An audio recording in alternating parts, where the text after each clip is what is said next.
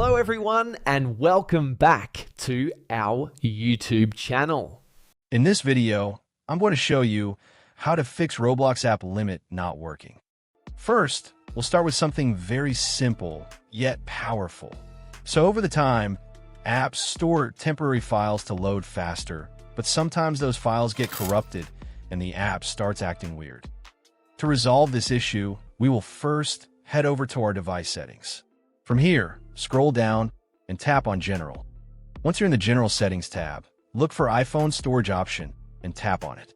Over here, you can either search for the app or you can scroll down and look for it. Then tap on the app.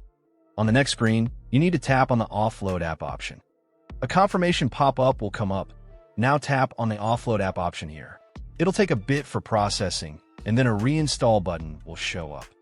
Simply tap on it to reinstall the app. This should resolve the issue, but if it doesn't, then you need to check if the app is running an older version.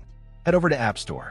From here, double tap on this search icon in the bottom right corner, and then search for the app. Once the app comes up in the search result, and if you see this update button right next to the app, simply tap on it to make sure you're running the latest version of the app. However, if you continue to encounter this issue, then you will need to completely reinstall the app, which usually resolves the problem. Head over to this screen the way we did before, and over here, tap on the Delete App option here to uninstall the app from your device. A confirmation pop-up will come up. Now tap on the Delete option here.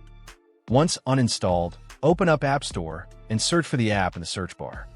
After the app comes up in the search result, simply click on this cloud icon to install it back onto your device. Hopefully, this resolves the issue. If it does, consider sending a super thanks to support our channel.